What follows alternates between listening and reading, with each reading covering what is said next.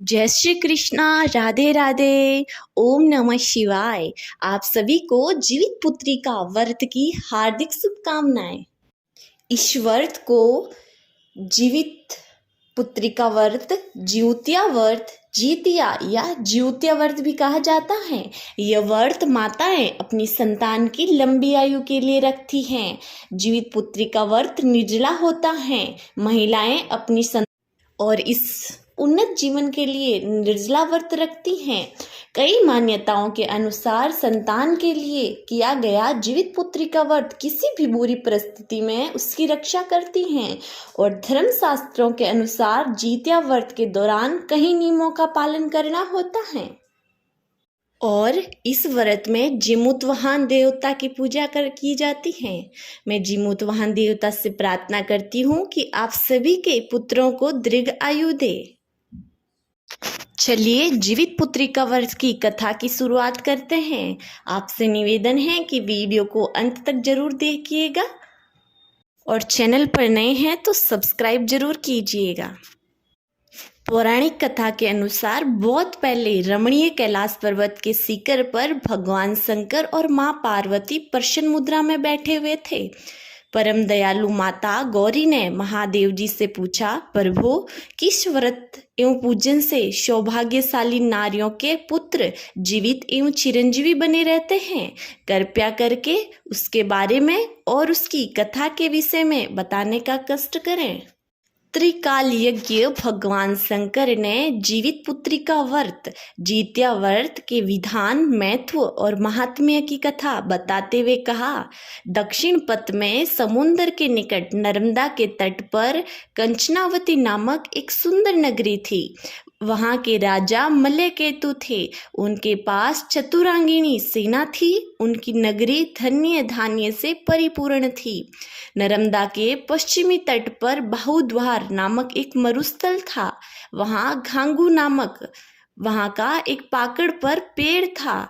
उसकी जड़ में एक बड़ा सा कोटार था। उसमें चिपकर एक सियारिन रहती थी। उसकी डाल पर घोंसला बनाकर एक चिल्होड़िन भी रहती थी। रहते रहते दोनों में मित्रता हो गई। संयोगवश उसी नदी के किनारे उस नगर में सधवा स्त्रियां अपने पुत्रों के आयुष और कल्याण की कामना से जिमुतवाहन का व्रत एवं पूजन कर रही थी। उनसे सब कुछ जानकर चिल्होड़िन और सियारिन भी व्रत करने का संकल्प कर लिया। व्रत करने के कारण भूख लगी स्वाभाविक थी। चिल्होड़िन ने भूख सहकर रात बिता ली, परंतु सियारिन भूख से चटपटाने लगी।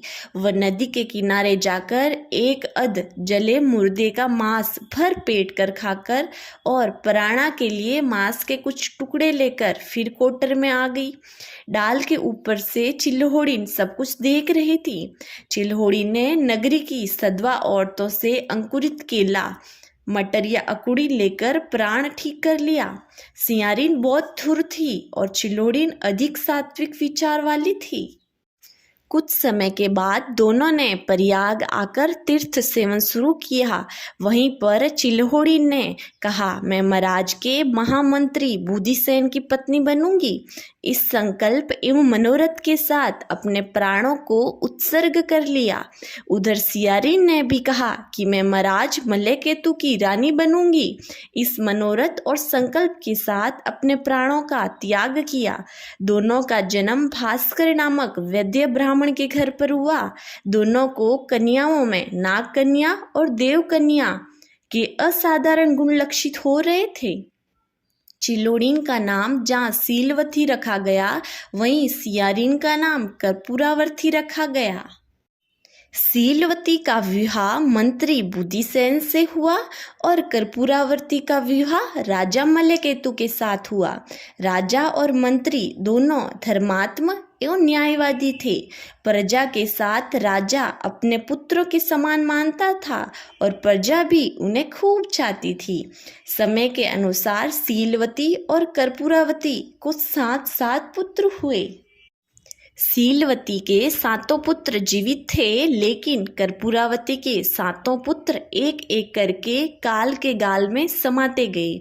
कर्पूरावती बहुत दुखी रहती थी। उधर शीलवती के सभी पुत्र हमेशा राजा की सेवा में हाजिर रहते थे। वे सब बड़े विनयी और राजा के आज्ञाकारी थे।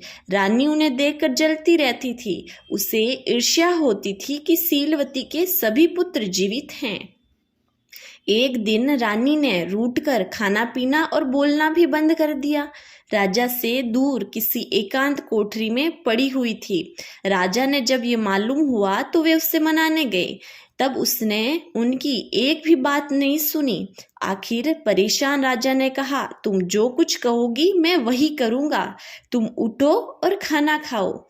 यह सुनकर उसने कहा कि यदि ये सत्य है तो आमुख दरवाजे के पास एक चक्कर रखा हुआ है। आप शीलवती के सभी पुत्रों का सिर काट कर ला दीजिए। ऐसा नहीं चाहते हुए राजा ने आखिर में वही किया जो रानी चाहती थी। रानी ने सातों को बांस के बने हुए बर्तन में एक एक सिर रखकर और उसे कपड़े से ढककर शीलवती के पास भेजा।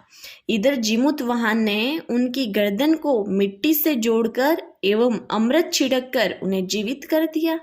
सौगात के रूप में भेजे गए सभी सिर ताल के फल बन गए।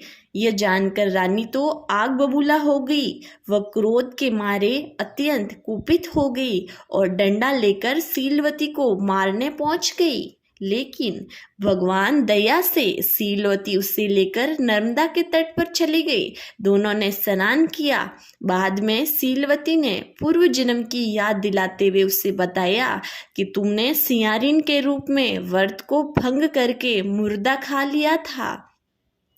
उससे सब कुछ याद आ गया। ग्लानि और संताप से उसके प्राण निकल गए। राजा को जब मालूम हुआ तो उसने अपना राज्य मंत्री को सौंप दिया और स्वयं तप करने चले गए। शीलवती अपने पुत्रों और पति के साथ प्रसन्नतापूर्वक रहने लगी। जीत्या व्रत के प्रभाव में उसके सभी मनोरथ पूर्ण हो गए।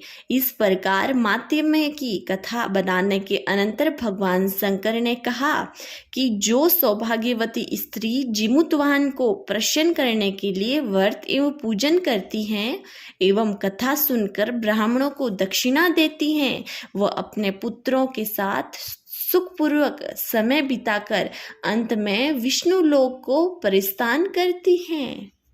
मेरे प्रिय श्रोताओं, ये थी जीवित पुत्रिका व्रत की पहली कथा।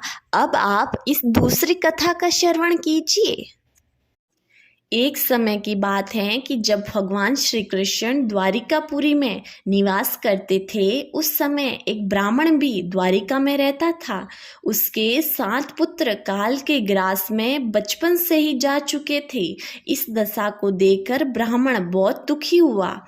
एक दिन भगवान कृष्ण के पास गया और कहने लगा कि भगवान, आपके राज्य में आपकी कृपा से मेरे 7 पुत्र हुए, परंतु जीवित कोई नहीं रहा।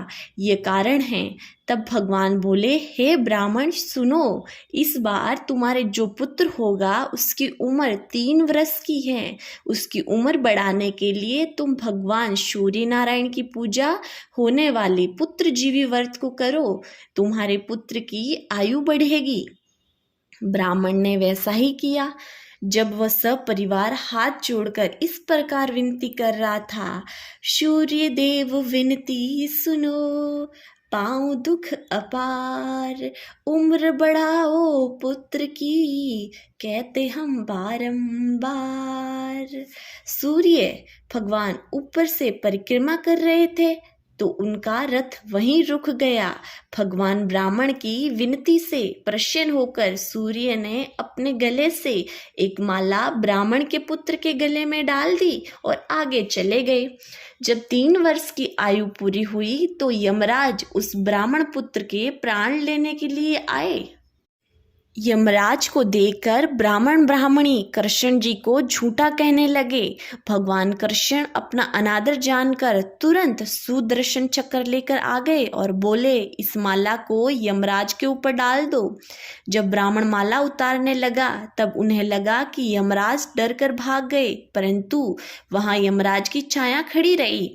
उस माला को छाया के ऊपर फेंक दी, जिसके फलस्वरूप वह छाया शनि के रूप में आकर भगवान श्री कृष्ण से प्रार्थना करने लगी।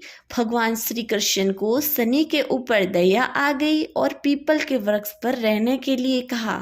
तब से शनि की छाया पीपल के वृक्ष पर निवास करने लगी। इस प्रकार भगवान ने ब्राह्मण के पुत्र पर कृपा की और उम्र बढ़ा दी। हे भगवान, जिस तरह ब्राह्मण के लड़के की उम्र बढ़ाई, उसी की तरह सभी के लड़कों की उम्र बढ़ाना। मेरे प्यारे श्रोताओं, ये थी जीवित पुत्रिका व्रत की दोनों कहानियाँ। मुझे पूरी उम्मीद है आपको बहुत बहुत पसंद आई हैं। तो आप वीडियो को लाइक ज़रूर कीजिए और हाँ, चैनल को सब्सक्राइब करना मत भूलिए। मैं भगवान श्री नारायण से प्रार्थना करती हूँ कि आपके पुत्रों की उम्र यूं ही बढ़े और सुख समृद्धि और धन की प्राप्ति होती है। कहानियाँ सुनने के लिए बहुत बहुत धन्यवाद।